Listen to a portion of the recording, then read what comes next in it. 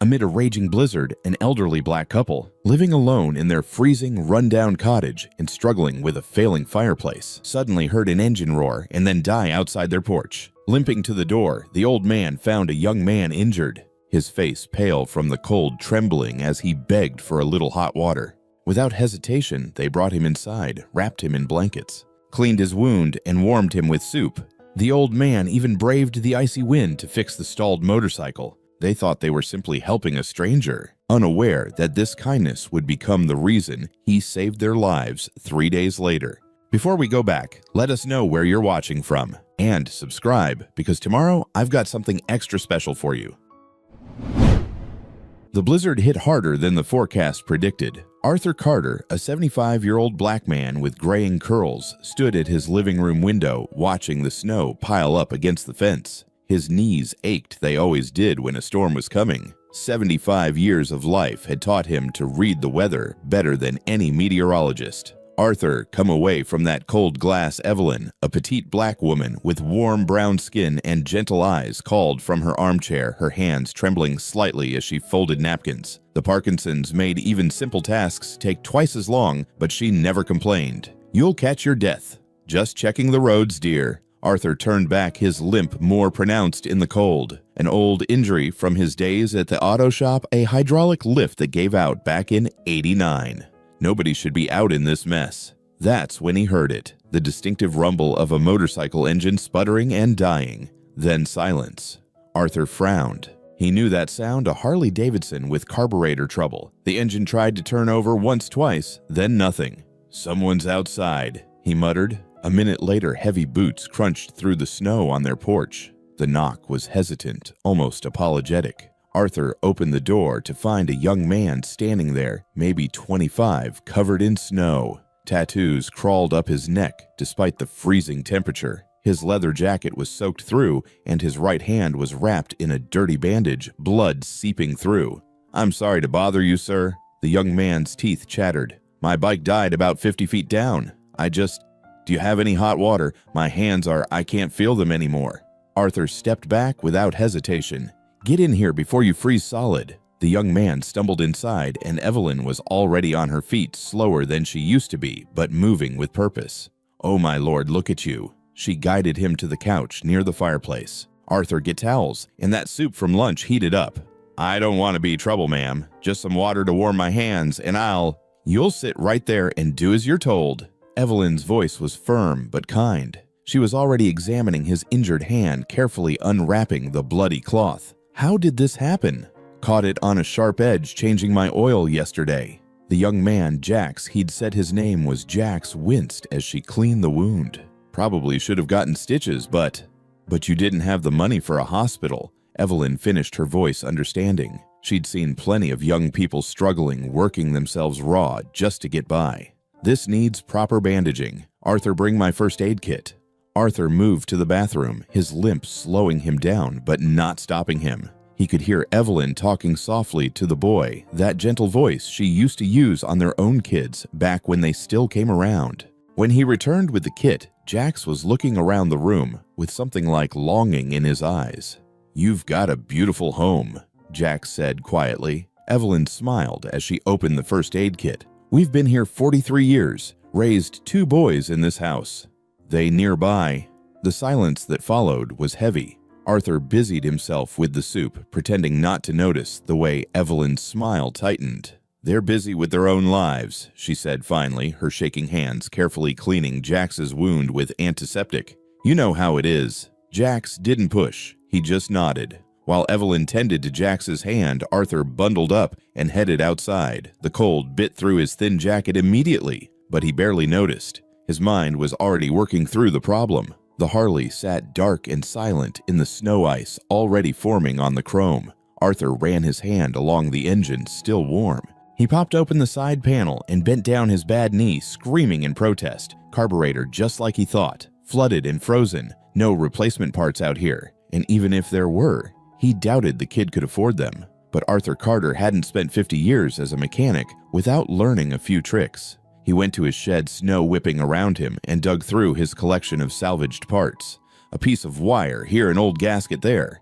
Most people would have thrown this stuff away years ago, but Arthur never threw anything away. You never knew when something might save the day. Back at the bike, he worked with numb fingers, his breath coming out in white clouds. The wind howled, but Arthur was focused. This was what he knew. This was what he was good at. Inside, Jax watched Evelyn's shaking hands carefully wrap his wound with fresh gauze. "You've got Parkinson's," he said quietly. It wasn't a question. 10 years now. Evelyn smiled, taping the bandage secure. "Some days are better than others. Today's actually not too bad. My grandmother had it." Jax's voice went soft. "She passed last year." "I'm sorry, sweetheart." Evelyn patted his shoulder, her touch warm despite the tremor. "She raised you?" "Yeah. My mom took off when I was 3. Dad was never in the picture. Graham did her best." He looked around the small, warm house. Pictures everywhere, wedding photos, old Polaroids, a lifetime of memories on every wall.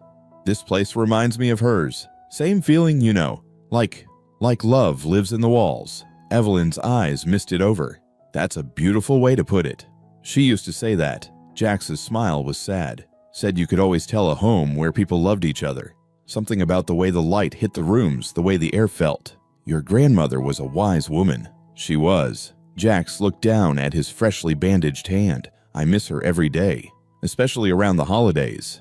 Evelyn squeezed his shoulder, understanding in her touch. "What's your name, son?" "Jax. Jax Morrison." "Well, Jax Morrison, you drink this soup and you warm yourself up. Arthur won't be happy if I let you leave here still frozen."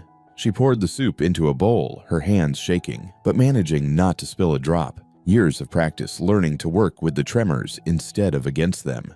Jax took the bowl gratefully. The soup was homemade chicken and vegetables, rich and hot, the kind of food that tasted like someone cared. "This is incredible, ma'am." "Evelyn, call me Evelyn, and it's just soup, nothing fancy.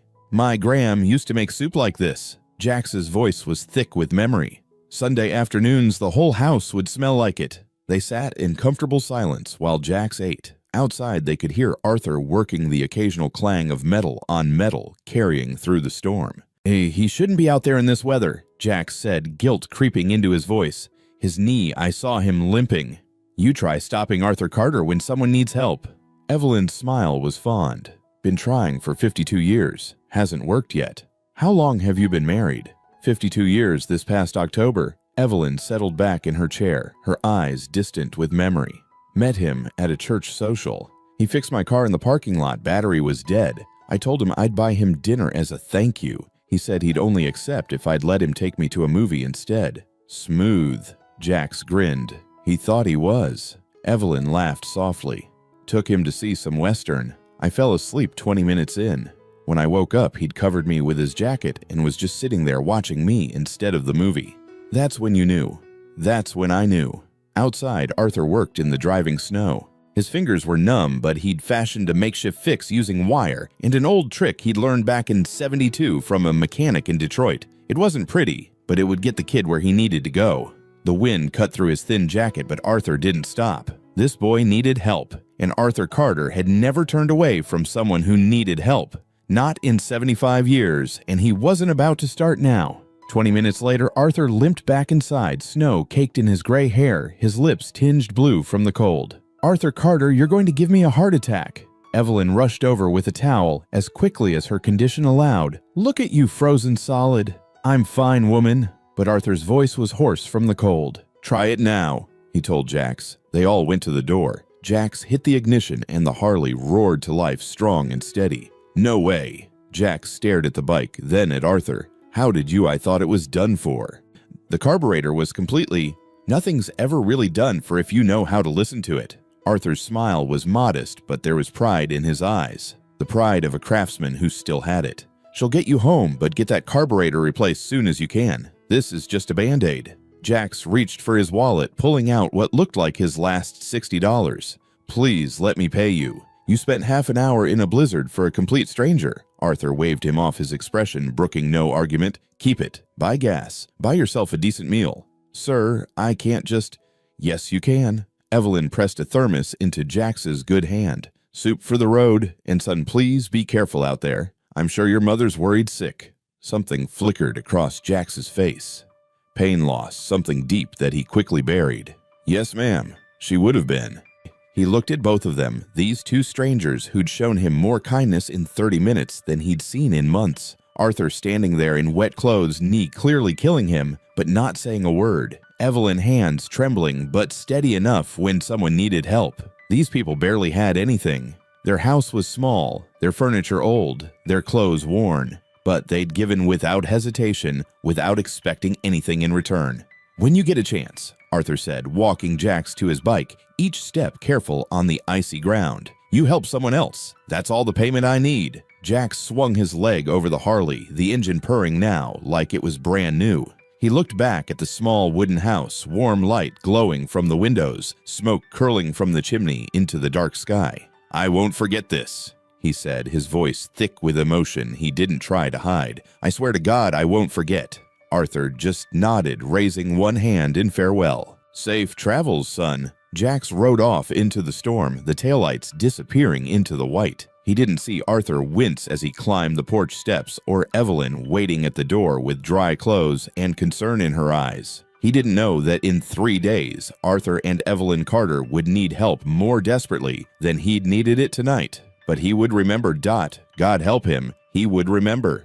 Christmas Eve of afternoon arrived with deceptive calm. The storm had passed, leaving everything buried under 2 feet of fresh snow. Arthur stood in the kitchen, his hands dusted with flour as he rolled out pie dough. The radio played Christmas carols softly in the background. "Is that apple or cherry?" Evelyn asked from the dining table where she was carefully folding cloth napkins despite her shaking hands. "Both." Arthur smiled. "Marcus always loved your apple pie, and cherry was always my favorite." "You made 2 pies." Evelyn's laugh was warm. "Arthur, he's one person. He's our son coming home for Christmas." Arthur's voice carried a hope he'd been holding on to for months. "First time in 3 years, Ev. I want everything to be perfect." Evelyn's smile faltered just slightly. "I know, sweetheart. I wish he'd visit more often. Not just when." "Don't." Arthur set down the rolling pin, walked over, and kissed the top of her head. "He's coming. That's what matters. Our boy's coming home." The house gleamed from days of preparation. Arthur had vacuumed every corner despite his bad knee. Evelyn had washed all the good linens, her trembling hands working slowly but steadily. They'd even put up a small Christmas tree. Nothing fancy, just a tabletop version with lights and a few ornaments from when the boys were small. The turkey was in the oven. The good china was out. Everything was ready. At 4 o'clock, they heard the car pull up. "He's here." Evelyn stood quickly smoothing her dress. "Arthur, he's here." Arthur wiped his hands on his apron, his heart pounding with anticipation. 3 years, 3 long years since he'd seen Marcus in person. Phone calls had been sparse, always rushed. But now, finally, his son was home. He opened the door with a smile that died on his lips. Marcus stepped out of a black Mercedes, not alone. 2 other people emerged, a woman in an expensive suit carrying a briefcase, and a man in a long coat who looked like he'd never smiled in his life. "Marcus." Arthur's voice was uncertain. "Son." Marcus walked up the path, his shoes crunching on the snow. He was 43 now, dressed in a tailored suit that probably cost more than Arthur's monthly pension. His hair was slicked back, his face unreadable behind designer sunglasses he didn't remove despite the gray sky. "Dad." Marcus didn't hug him, didn't even reach for a handshake. "This is Janet Moss, a real estate broker, and Richard Klein, my attorney." The words hit Arthur like a physical blow. "Real estate broker, son, what's—" "Can we come inside? It's cold out here." Arthur stepped back, confusion clouding his face. Evelyn appeared behind him, her smile bright and hopeful. "Marcus, oh, sweetheart, you look so—" She moved forward for a hug. Marcus sidestepped her smoothly. "Hi, Mom. We need to talk." The 4 of them sat in the living room. The turkey timer went off in the kitchen, but nobody moved. Arthur's pies sat cooling on the counter, the smell of cinnamon and apples filling the house with a warmth that felt increasingly hollow. "I don't understand," Arthur said slowly. "Marcus, what's this about?" Marcus pulled out a folder from his briefcase. "Dad, do you remember signing some papers for me about 6 months ago? I said they were insurance documents?" Arthur's brow furrowed. "The ones you mailed, you said it was health insurance, that you were putting me and your mother on a better plan." "They weren't insurance papers, Dad." Marcus slid a document across the coffee table. "They were transfer of ownership papers for this house. The room went silent except for the ticking of the old grandfather clock. "What?" Evelyn's voice was barely a whisper. "The house is legally mine now." Marcus's tone was businesslike, detached. "You signed it over to me. It's all legal. Richard verified everything." Arthur's hands shook as he picked up the papers. The words blurred together. His own signature stared back at him right there at the bottom. How could he have been so stupid? His eyesight wasn't what it used to be, and he'd trusted his own son. "Marcus, there must be some mistake." "There's no mistake, Mr. Carter." The attorney spoke for the first time, his voice cold and precise. "The transfer is legal and binding. Your son is the rightful owner of this property." "But why?" Evelyn's voice cracked. "Marcus, this is our home. We've lived here for 43 years. We raised you here." "Mom, please don't make this harder than it needs to be." Marcus wouldn't meet her eyes. "The market value of this property has gone up significantly. This land alone is worth $400,000. I have a buyer ready to close immediately." "A buyer?" Arthur felt like the floor was dropping out from under him. "You're selling our house." "It's my house, Dad. Legally." Marcus gestured to the real estate broker. "Janet has already drawn up the sale agreement. The new owners want to tear down the existing structure and build something modern. They're paying cash, closing tomorrow." "Tomorrow?" Evelyn grabbed Arthur's arm, her whole body shaking now, and it wasn't just the Parkinsons. "Marcus, it's Christmas Eve. You can't be serious." "I'm very serious, Mom. And there's more." Marcus pulled out another document. "I've arranged for both of you to move into Meadowbrook Senior Living. It's a very nice facility, full care medical staff on site. It'll be better for you, safer." "We don't want to go to a home." Arthur's voice rose, anger finally breaking through the shock. "This is our home, Marcus. How could you do this? How could I?" For the first time, emotion flickered across Marcus's face. Defensiveness, maybe guilt. "You two are old. Mom can barely hold a coffee cup without spilling it. Dad, you can barely walk. What happens when one of you falls? When there's an emergency? You're isolated out here. We have neighbors. We have friends. You have nothing." Marcus's voice hardened. "You're living on a pittance of a pension in a house that's falling apart. I'm doing you a favor. Meadowbrook will take care of you." "We don't need taking care of." Arthur stood, his legs shaking. "We need our home. Our memories are here, our whole lives." "Your lives," Marcus laughed, the sound bitter. "Dad, you spent 50 years breaking your back in a garage for people who paid you nothing. Mom cleaned houses until her hands wouldn't stop shaking. You gave everything to me and James, and what do you have to show for it? This rundown house and a couple $100 in the bank?" "We have each other," Evelyn whispered. "We have our dignity." "Dignity doesn't pay medical bills, Mom." Marcus stood as well. "I'm not arguing about this. The papers are signed. The sale is happening. The transport van from Meadowbrook will be here at 6 to take you to the facility." Arthur looked at his son, this stranger in an expensive suit. "When did you become this person?" Something flickered in Marcus's eyes, but it was gone instantly. "I became someone who understands how the world works. The new owners need possession tonight. They have contractors coming first thing tomorrow to start demolition." "Tonight?" Evelyn's voice broke completely. "Marcus, please. Please at least let us stay through Christmas. The deal closes at midnight. You need to be out." Marcus moved toward the door, the broker and attorney following. "Pack what you need. Personal items only. The furniture stays. It's considered part of the property value." Arthur grabbed his son's arm. "Marcus, son, please, don't do this." Marcus looked at his father's hand, weathered, scarred from decades of honest work, and pulled away. "The van will be here at 6. Be ready." He paused at the door. "This is business, Dad. Try to understand that. Business." Arthur's voice was hollow. "You're throwing your parents out on Christmas Eve for money, and you call it business." Marcus didn't answer. He just walked out, followed by his entourage. The Mercedes pulled away, leaving Arthur and Evelyn standing in their living room. The home they'd built a life in, the place where they'd raised their children, celebrated birthdays, anniversaries, survived hardships together. Evelyn sank into her chair, her whole body shaking violently now. "Arthur, what do we do?" Arthur looked around their home. At the photographs on the walls, Marcus as a baby, Marcus's first day of school, Marcus graduating high school.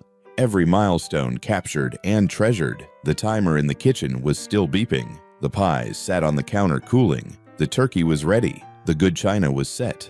Everything was perfect for a Christmas that would never happen. "I don't know," Arthur whispered. "God help me, Ev, I don't know." At 5:45 p.m., they stood on their porch with 2 small suitcases. That's all they'd been able to pack in the time they had. Clothes, medications, a few photographs. Arthur had tried to take his toolbox, the one he'd owned for 50 years, but Marcus had come back with the attorney and said no. Property of the house, they claimed. Everything stayed. Evelyn clutched a single-framed photograph, their wedding picture. Marcus had tried to take that too, but she'd held on so tightly that her shaking hands had actually steadied. "The van isn't here," Evelyn said quietly. It was past 6 now. The sun was setting and the temperature was dropping fast. Arthur checked his watch. He said 6 o'clock. They waited. 6:15, 6:30. At 6:45, Marcus's Mercedes pulled back up. He got out alone this time. "Where's the van?" Arthur asked. There was a scheduling issue. Marcus wouldn't meet his eyes. "They'll be here in the morning to pick you up." "In the morning?" Evelyn's voice rose. "Marcus, where are we supposed to go tonight?" "I'm sure you can figure something out." Marcus pulled out a set of new keys. He'd already changed the locks. "I'll see you tomorrow." "Wait," Arthur stepped forward. "You can't just leave us out here. It's going to be below freezing tonight." "Dad, you're being dramatic. There's a bus stop down the road." "I'm sure someone will." "Someone will what, Marcus?" Arthur's voice shook with rage and disbelief. "We're 75 years old. Your mother can barely walk 100 feet without needing to rest." Marcus was already getting back in his car. "You should have thought about that before you got old Dad." The Mercedes drove away. Arthur and Evelyn stood there, 2 small suitcases at their feet, watching their son disappear into the twilight. "He's coming back," Evelyn whispered. "He has to come back. He's just trying to scare us, make us agree to the home. He'll come back." But Arthur looked at the house, their house, and saw all the lights were off now, saw the new lock gleaming on the door. "No, Ev," he said quietly. "He's not coming back." The bus stop was 500 feet down the road. It felt like 500 miles. Arthur carried both suitcases, his bad knee screaming with every step. Evelyn held onto his arm, her legs shaking from more than just the Parkinson's. The cold was already seeping through her thin coat. "Just a little further," Arthur kept saying. "Just a little further, sweetheart." The bus stop was nothing more than a rusted metal bench under a small shelter with half the roof missing. Snow had drifted into one corner, creating a small frozen hill. They sat down on the bench. The metal was so cold, it burned through their clothes. "When's the next bus?" Evelyn asked, her teeth already starting to chatter. Arthur looked at the faded schedule posted on the shelter's wall. He squinted, trying to make out the numbers in the dying light. "Last bus was at 5:30, he said quietly. "When's the next one?" "Morning, 6 a.m. Evelyn looked at him, understanding slowly dawning on her face. "We can't stay out here all night, Arthur. It's supposed to drop to 15 degrees. "I know." Arthur put his arm around her, trying to share what little warmth he had. "Maybe someone will drive by. Someone we know."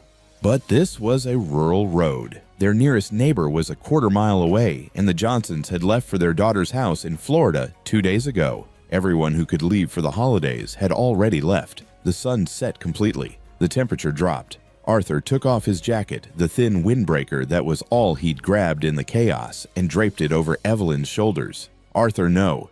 You'll freeze." "I'll be fine." But his voice was already shaking.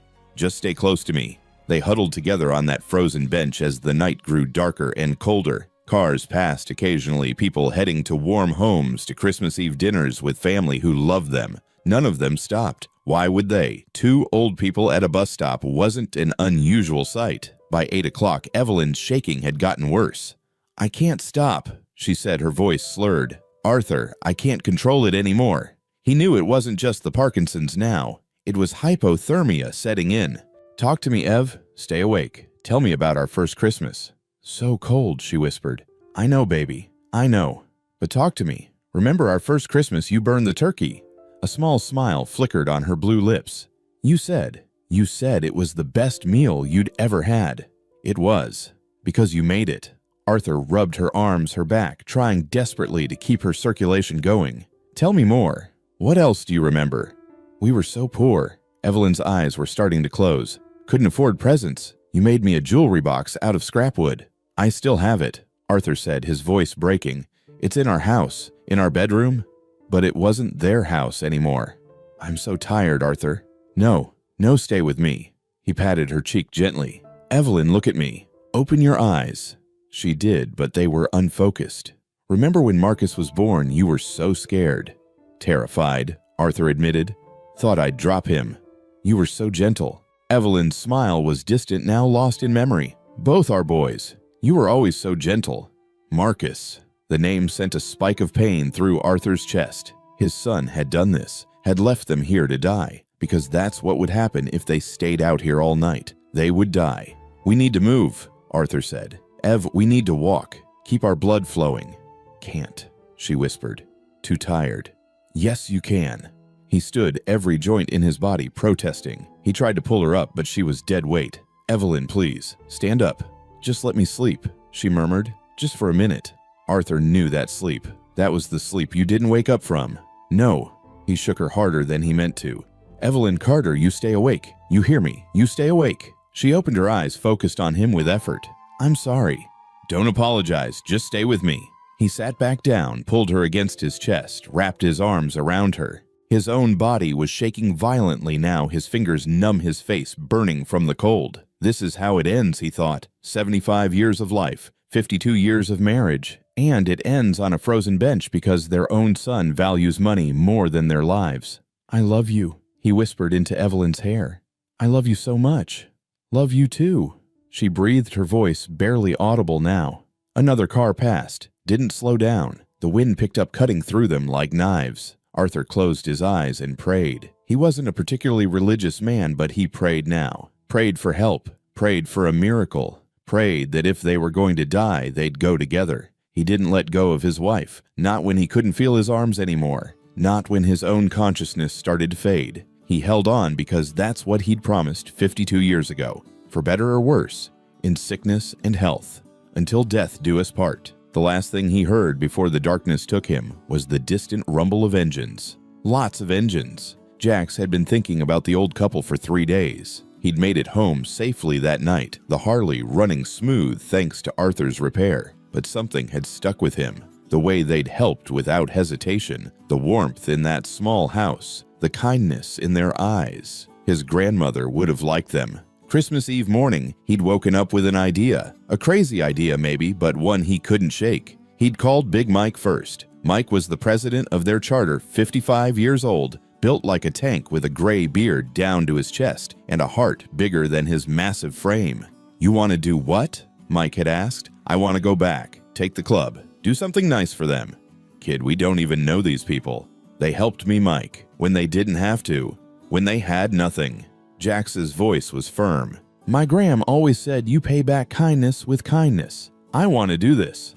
There was a long pause. Then Mike had laughed deep and booming. Your grandmother raised you right, kid. I'm in. Let's make it a good Christmas for them. Word spread through the club fast. By noon, the plan was set. 500 riders would make the trip.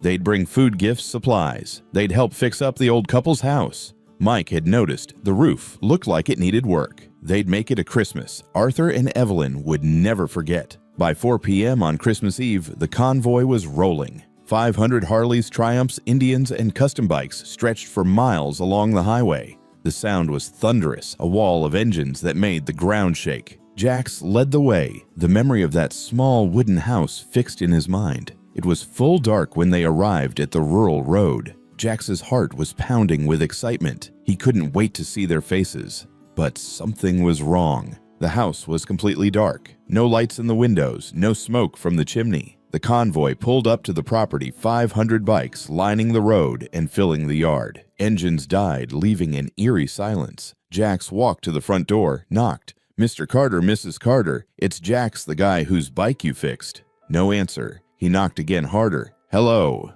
The door opened, but it wasn't Arthur. A man in his 40s stood there annoyed, holding a glass of expensive whiskey. What the hell do you want? Jax blinked. I'm looking for Arthur and Evelyn Carter, the couple who live here. They don't live here anymore. This is private property. Leave before I call the cops. Something cold settled in Jax's stomach. What do you mean they don't live here? This is their house. Was their house. It's mine now. And you're trespassing. Behind Jax, Big Mike stepped up. All 6'5", 300 pounds of him. Son, I suggest you tell us what happened to the Carters. Right now. The man Marcus stepped back, suddenly less confident-faced with 500 bikers. They moved. to a senior facility. It's none of your business." "A senior facility?" Jax's voice rose. "They didn't say anything about moving?" "Well, plans change. Now get off my property before—" Jax's eyes fell on something lying in the snow near the porch. He walked over, bent down, and picked it up. Arthur's walking stick. The wooden cane with the carved handle that the old man had used to get around. Arthur had been using this when Jax first met him, had been leaning on it when they said goodbye. He wouldn't have left this, Jax said quietly. He needed this to walk. Big Mike's expression darkened. "Where are they? What did you do?" "I didn't do anything. They signed over the house. I moved them to a facility. It's all legal." "When?" Jax grabbed Marcus by the collar. "When did they leave?" "This afternoon. The van picked them up this afternoon." "What van? What facility?" I don't remember the name. You're lying." Jax pulled out his phone, turned on the flashlight, and shone it in Marcus's face. The man was sweating despite the cold. "Tell me the truth. Where are your parents?" "They're fine. They're probably at the facility by now." "Lisa," Big Mike shouted. A woman in her 30s broke from the crowd, walked up. She was wearing an angel's vest over her nursing scrubs. "Call every senior facility within 50 miles. Ask if they admitted Arthur and Evelyn Carter today." Lisa nodded, already dialing. "Check the house," Mike ordered. A dozen bikers moved past Marcus, who was too scared to protest now. "House is empty," someone called. "No one's here." "Their stuff is here, though." Another voice. "Clothes in the closets, food in the kitchen. Looks like they left in a hurry." Jax's grip on Marcus tightened. "Tell me exactly what happened. Every detail. Now." Marcus crumbled. The words came out in a rush, the forged papers, the sale, the promise of a van that never came, leaving them at the bus stop. "You left them where?" Jax's voice was deadly quiet. "The bus stop down the road. But that was hours ago. They probably got on a bus." "There are no evening buses on this route," Big Mike roared. "It's Christmas Eve." The realization hit Jax like a freight train. "How many hours ago?" "I don't know, maybe 6. Jax didn't wait to hear more. He ran for his bike, screaming orders. "Spread out. Check every bus stop, every shelter within 5 miles. Move." 500 engines roared to life. They split into groups, racing down different roads, headlights cutting through the darkness. Jax took the main road, his heart hammering. 6 hours in this cold. 6 hours at their age. Please, he thought. Please let them be okay. His headlights swept over the bus stop. At first, he thought it was empty. Then he saw them. 2 figures huddled on the bench, so still they could have been statues. Snow had started to gather on them. "Here!" Jax screamed into his radio. "I've found them."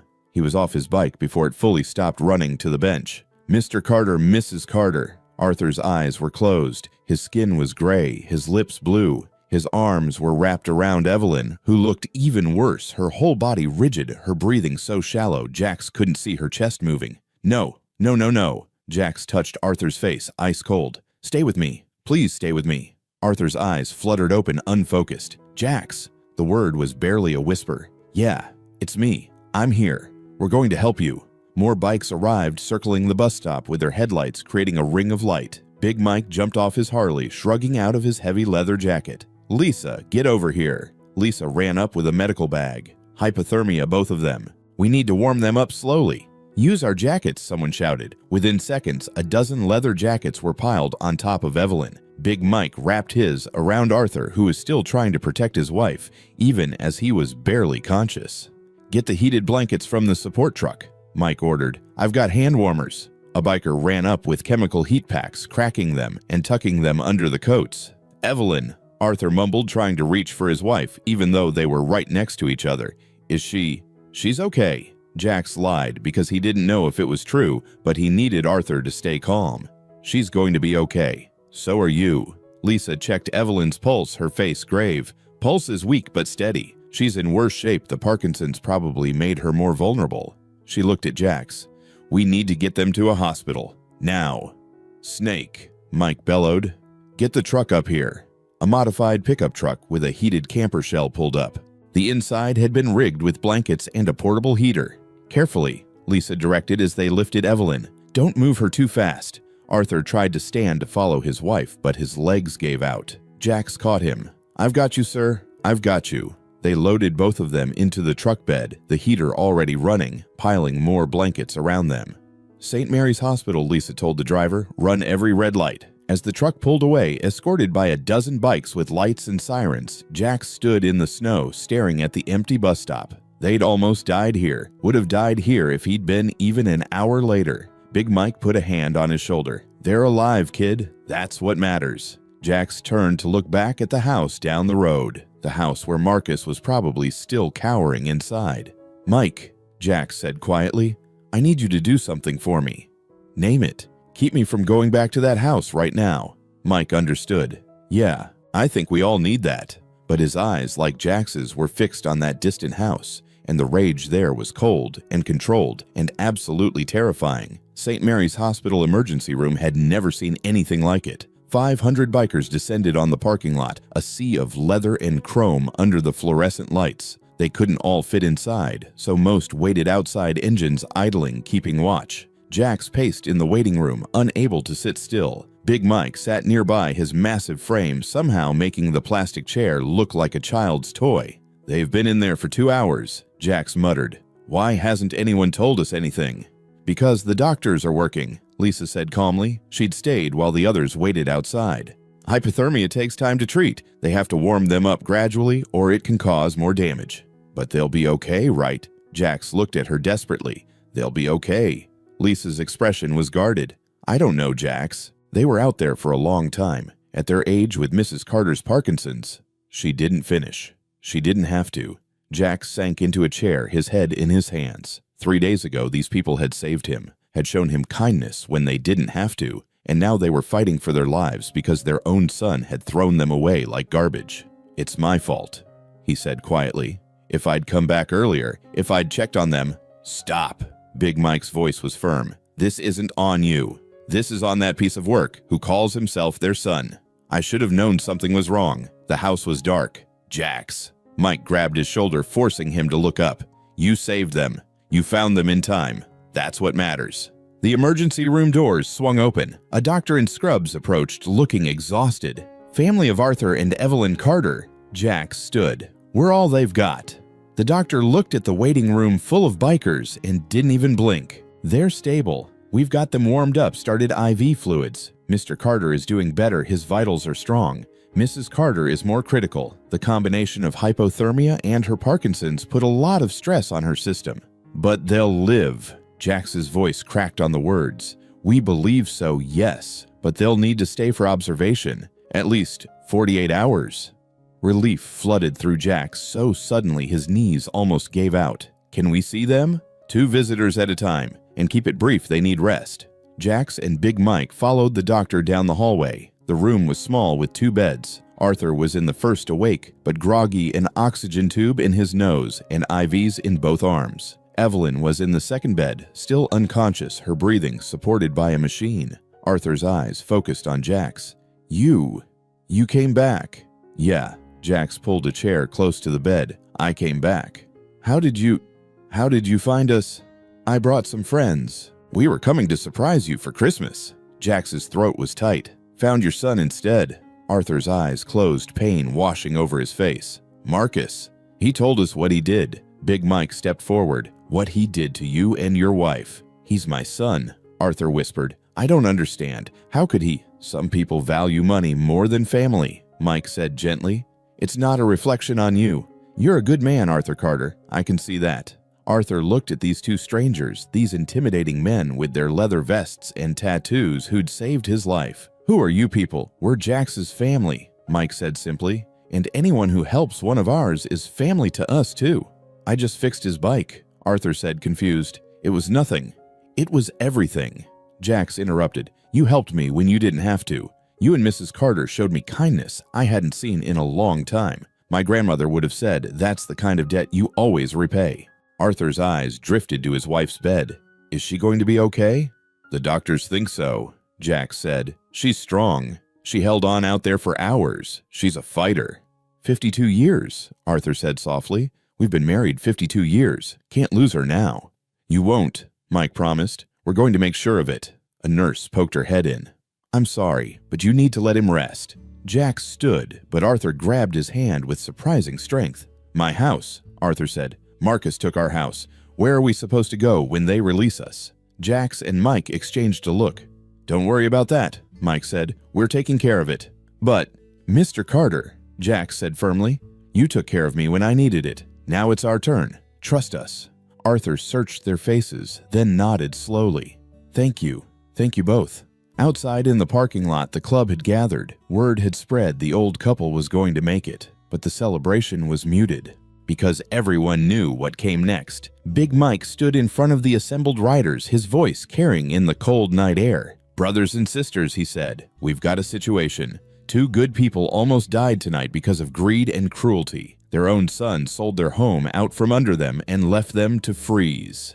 Angry murmurs rippled through the crowd. Now we could let the law handle it. Let lawyers and courts sort it out. Could take months, maybe years. Mike's smile was sharp. Or we could handle it our way, the right way. "What are you thinking, Prez?" someone called out. "I'm thinking those old folks deserve their home back. I'm thinking their son needs to understand there are consequences for what he did. And I'm thinking we're the ones to deliver that message." Cheers erupted. "So, here's the plan," Mike continued. "We're going to pay Marcus Carter a visit. We're going to explain very clearly how things are going to go from here on out. And we're going to make sure Arthur and Evelyn never have to worry about being hurt again." "Legal?" someone asked. "Completely legal." Lisa spoke up. She'd been on her phone. "I've been talking to a lawyer friend. The transfer of ownership was obtained under false pretenses. That's fraud. The Carters have grounds to contest it. With the right attorney, they can get their house back." "And I know just the attorney," a voice called out. A biker in his 60s stepped forward. "I'm retired now, but I still have my law license. I'll represent them pro bono." "Perfect," Mike grinned. "So here's what we do. We go to that house. We have our lawyer friend here serve Marcus with papers contesting the sale. We make it very clear that he's got 2 choices: sign the house back over voluntarily, or we drag this through court and make his life hell for the next year." "He'll fight it," Jack said. "Maybe, but I'm betting when he sees 500 of us on his doorstep, he'll see reason." Mike's eyes were hard, and if he doesn't, well, we can be very persuasive. "What about the new buyers?" someone asked. "Sale hasn't closed yet," the lawyer said. "If we act fast, we can stop it." "Then let's act fast." Mike mounted his bike. "Jax, you stay here with the Carters. Rest of you follow me." "No." Jax shook his head. "I'm coming. I need to see this." Mike studied him for a moment, then nodded. "All right, but you keep your cool. We do this smart, not violent. Understood?" "Understood."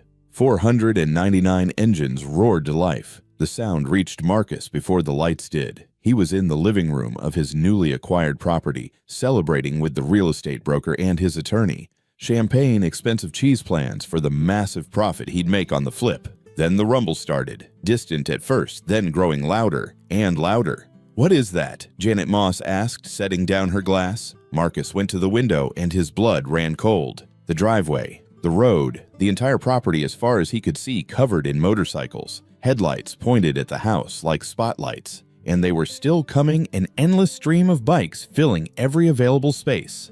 "Oh my God," he whispered. The lawyer Richard joined him at the window. Are those bikers?" "Call the police," Marcus said, his voice shaking. "Call them now."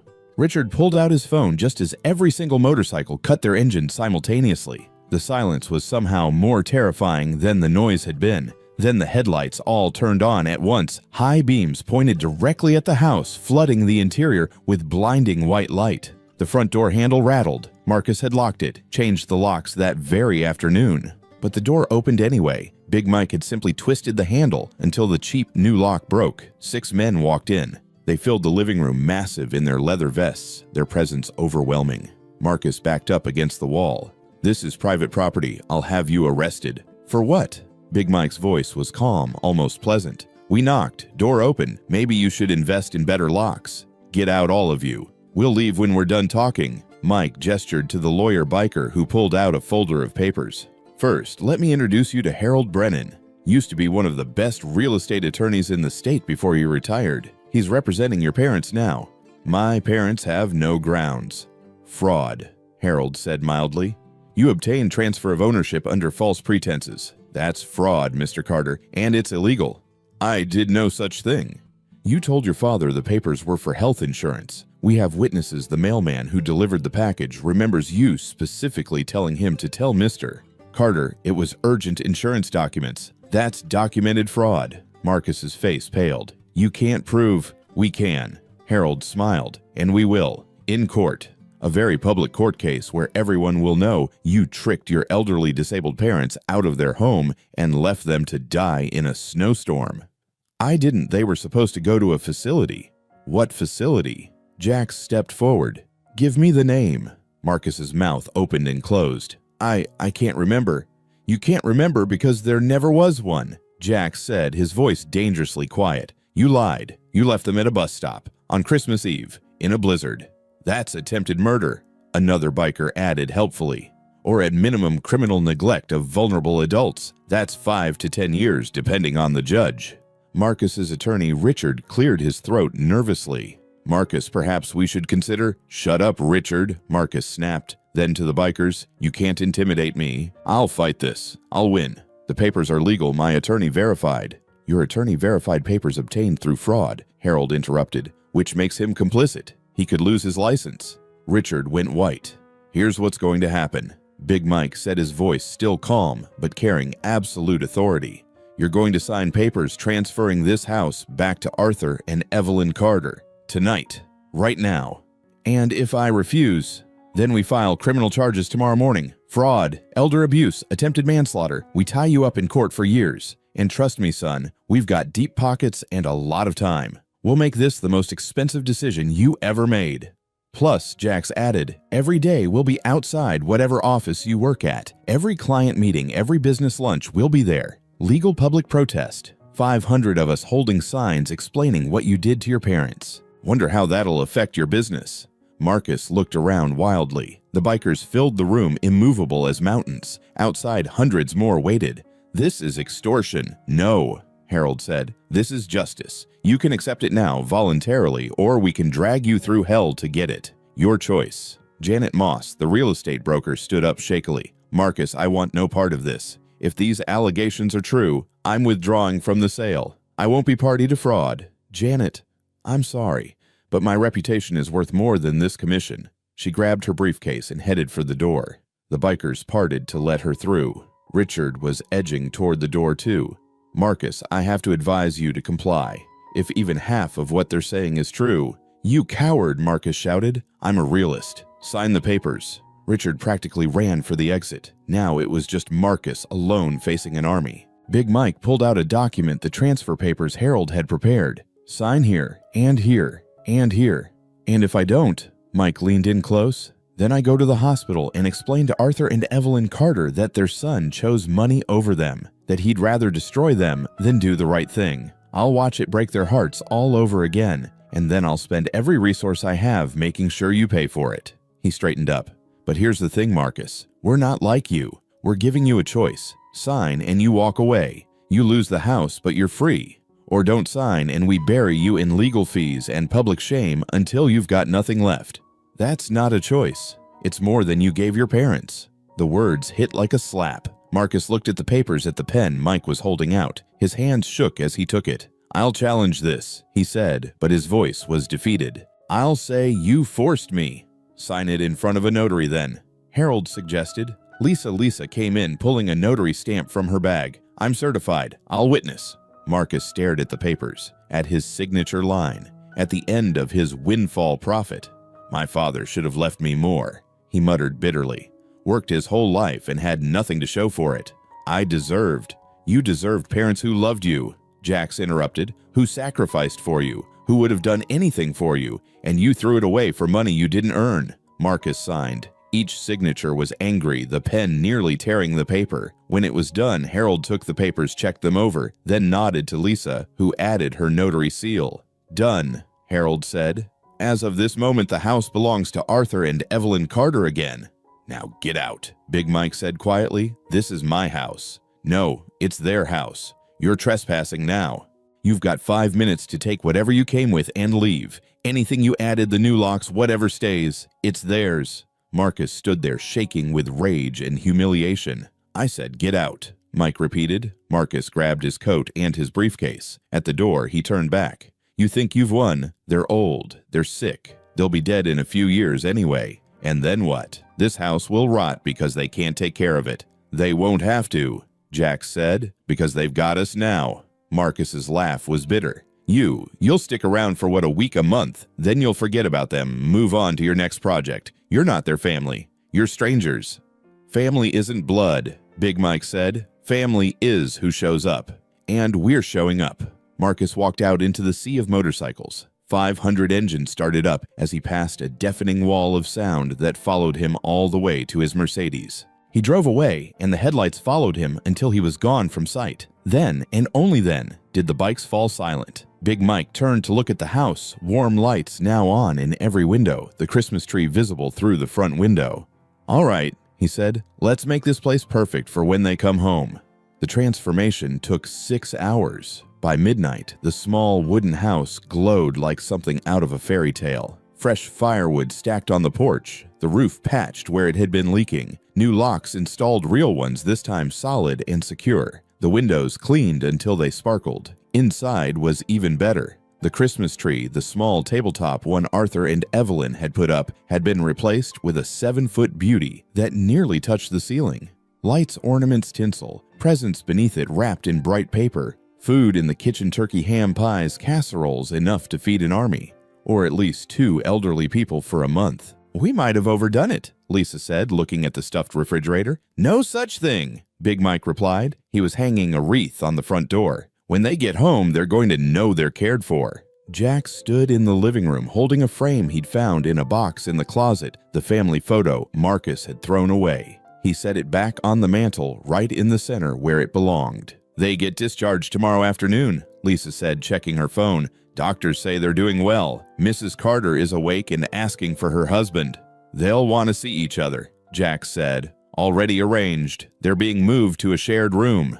Outside, most of the club had dispersed, heading to hotels or campgrounds to rest, but about 50 remained determined to keep watch through the night. "Prez," one of them called. "Someone's coming." Everyone tensed, but it wasn't Marcus returning.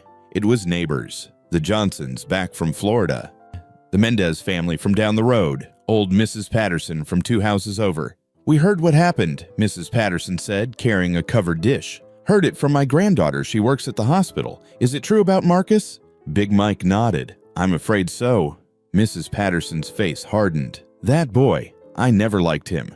Always thought he was too good for this neighborhood." She thrust the dish at Jax.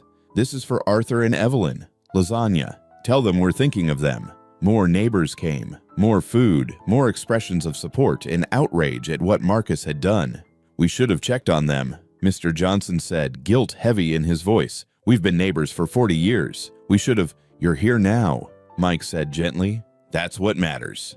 The neighbors stayed, helping with the final touches. Mrs. Patterson cleaned the bathroom until it shone. Mr. Johnson fixed a loose board on the porch. Mrs. Mendez organized the kitchen. By dawn, the house was perfect. "They're going to cry when they see this," Jack said. "Good tears," Lisa said. "The best kind." Arthur woke up in the hospital, feeling better than he had in days. The oxygen tube was gone. The IVs were out. And best of all, Evelyn was in the bed next to his, awake and smiling at him. "Hi, sweetheart," she said, her voice weak but steady. "Hi yourself." Arthur reached across the gap between beds and took her hand. "How are you feeling?" "Like I got hit by a truck." She squeezed his fingers. "But alive, thanks to those bikers." "I don't understand it," Arthur admitted. "Why would they do all this for us?" "Because we helped one of their own," a voice said from the doorway. Jack stood there holding 2 cups of coffee. "And because you're good people, the world needs more of those." "Jax," Arthur's smile was genuine. "I was hoping you'd come by." "Couldn't stay away." Jax handed them the coffee decaf doctor approved. "I've got some news." "Good news." "We could use some," Evelyn said. "Your house. It's yours again, legally. Marcus signed it back over last night." The coffee cups nearly fell. "What?" Arthur breathed. "The club's lawyer found that Marcus committed fraud. We gave him a choice: sign it back voluntarily or face criminal charges and a civil suit. He signed." Evelyn burst into tears, happy ones this time. "Our house, our home." "Your home," Jax confirmed. "And we've done some work on it, some improvements. Hope that's okay." "Work?" Arthur looked confused. "You'll see when you get there, which should be this afternoon if the doctors clear you." The ride home was surreal. An ambulance drove them doctor's orders they still needed to take it easy. But the ambulance was escorted by 100 motorcycles, a parade through the rural roads. When they turned onto their street, Arthur gasped. The house was outlined in Christmas lights. The porch was decorated with wreaths and garland. Smoke curled from the chimney. And in the yard, 200 bikers stood in formation, creating a human corridor from the road to the front door. "What on earth?"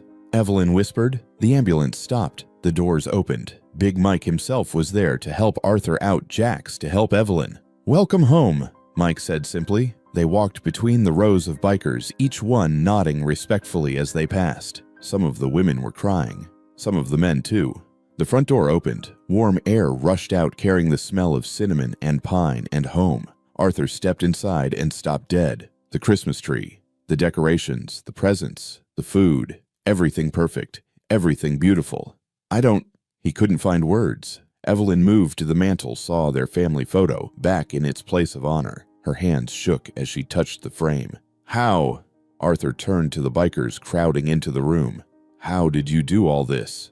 "We had help," Lisa said. "Your neighbors pitched in too." As if on cue, Mrs. Patterson appeared from the kitchen. "Arthur, Evelyn." "Oh, thank God you're all right." More neighbors filed in, hugging them, crying with them, celebrating their return. Jax watched from the doorway, a lump in his throat. This was what family was supposed to look like. This was what his grandmother had always taught him. Community kindness, people taking care of people. The party lasted hours. Food was served, stories were shared. Arthur sat in his favorite chair, which someone had repaired and reupholstered, and Evelyn sat on the arm of it, his arm around her waist. They looked at their home, filled with love and laughter and people who cared. "I can't believe this is real," Evelyn said softly. "Believe it," Arthur replied, squeezing her tight. "Believe it, Ev. We're home." As the sun set, most of the neighbors left, promising to check in regularly. The bikers began to disperse too, heading out in small groups. But Big Mike and Jax remained. "There's one more thing," Mike said. He pulled out 2 leather vests custom-made with the club's colors and logo. On the back, embroidered in beautiful script, Arthur Carter, honorary member, and Evelyn Carter, honorary member. "We'd be honored if you'd accept these," Mike said. "Your family now. Official." Arthur took the vest with shaking hands. "I don't know what to say." "Say you'll wear it," Jack said. "Say you'll let us be there for you the way you were there for me. And say you'll call if you ever need anything," Mike added. "Day or night, any one of us will be here." Evelyn put on her vest. It was warm, well-made, a shield against the cold. Arthur put his on too. On the front, over the heart, was a patch, protected by Hell's Angels. "No one will ever hurt you again," Mike promised. "Not while we're around." Arthur looked at these men, strangers a week ago, brothers now. "I don't know how to thank you." "You already did," Jack said. 3 days ago, in a blizzard, you showed me kindness. You saved my life in your own way. We're just returning the favor." 1 week later, New Year's Eve. Arthur and Evelyn sat on their porch, bundled in blankets, watching the sun set over the snow-covered fields. The temperature was dropping, but they weren't afraid of the cold anymore. They'd gained weight, all that food the club kept bringing. Evelyn's tremors had lessened with the new medication Lisa had helped them get. Arthur's knee felt better after seeing the physical therapist Mike had connected them with. But more than physical healing, they'd found something else. Peace, safety, family. The sound of engines made them look up. Down the road, headlights appeared. Not 500 this time, just 20 or so. Jax led the convoy, pulling up on his Harley. Behind him came Big Mike, Lisa, Harold, Snake, and about 15 others. "Evening, folks," Jax called out, killing the engine. "Hope you don't mind the invasion." "Mind." Evelyn's face lit up. "We've been waiting for you." The bikers dismounted, each carrying something. Food, drinks, decorations. Mike had a massive boombox tucked under one arm. "New Year's Eve party," Mike announced. "Can't let you two ring in the new year alone." "You didn't have to do this," Arthur said, but he was grinning. "Actually, we did." Jax climbed the porch steps. "It's tradition. Angels take care of their own on important nights." The next hour was controlled chaos in the best way. Food spread across every surface in the kitchen, music playing classic rock, an old country that Arthur loved, laughter filling every room. Arthur stood in his kitchen watching these people make themselves at home. Snake was teaching Evelyn a card trick. Harold was examining the bookshelf. Lisa was organizing food with 2 other women. Big Mike appeared at Arthur's elbow holding 2 bottles of beer. "You look happy," Mike observed. "I am." Arthur accepted the beer. "Happier than I've been in years." "Good, that's how it should be." Mike pulled out a small wooden box from his vest pocket. "This is for you and Evelyn, a New Year's gift." Arthur opened it. Inside were 2 medallions on chains beautifully crafted with the Hell's Angels logo on one side and engraved words on the other: protected, honored, family. "Mike, these are beautiful, but there's more." Mike's expression grew serious. "Arthur, what Marcus did to you, it shook all of us. Made us think about how many other elderly folks might be in the same situation, alone, vulnerable." Arthur nodded slowly. "So, we're starting a program, Guardian Angels. Club members who volunteer to check in on elderly people in the community, help with repairs, yard work, rides to appointments, whatever's needed." "Mike, that's incredible. You and Evelyn are the first. The reason we started this." Mike gestured to the medallions. "These are a promise. You wear these, everyone knows you're protected, not just by the club, but by every single member personally." Arthur's eyes misted over. "I don't know what to say." "Say you'll accept them." "Yes." Arthur's voice cracked. "Yes to all of it." They walked into the living room where Evelyn was still learning card tricks. "Ev," Arthur called softly. "Come here a minute." She looked up and stood carefully. Snake helped her walk over. Arthur showed her the second medallion. "The club wants to make it official. We're family now." Evelyn's hands shook as she took it. "It's beautiful." Mike carefully placed the chain around her neck. The medallion settled against her heart. Jax stepped forward, holding 2 leather vests, even more beautiful than before. Custom made, perfectly fitted with intricate embroidery. "Arthur and Evelyn Carter," Jax said formally, and the room quieted. "You showed me kindness when I was a stranger. You helped me without expecting anything in return." He held out the vests. "These mean you're under our protection now and forever. They mean your family." Arthur took his vest with trembling hands. On the back, "Arthur Carter, forever protected." Below it, the club's logo with angel wings surrounding it. Evelyn's was identical with her name instead. "There's more," Big Mike said, pulling out official-looking papers. "We've set up a trust fund. It covers your property taxes, utilities, medical expenses, and a monthly stipend for groceries." "What? That's too much." "You can and you will," Lisa interrupted gently. "Arthur, you spent 50 years fixing cars for people who couldn't afford much. You charged fair prices. You kept half this county running. And Evelyn cleaned houses for 40 years, helped raise other people's children, brought soup to sick neighbors." One of the women added. "You gave your whole lives to helping others," Harold said. "Let us give back." Evelyn was crying now. Arthur put his arm around her. "We were just doing what neighbors should do," Arthur whispered. "Exactly," Jax said, "and now we're being the neighbors you deserve." Snake stepped forward. "My grandfather died alone because his kids abandoned him. When I heard what happened to you two, I swore I'd never let that happen to anyone again." Others spoke up, sharing similar stories. Parents abandoned, grandparents taken advantage of. "You two are treasures," Big Mike said firmly, "and we protect our treasures." Arthur put on his vest. It fit perfectly warm and solid. Evelyn put on hers, running her fingers over her embroidered name. "Thank you," Arthur said, his voice carrying through the room. "You've given us more than our home back. You've given us hope."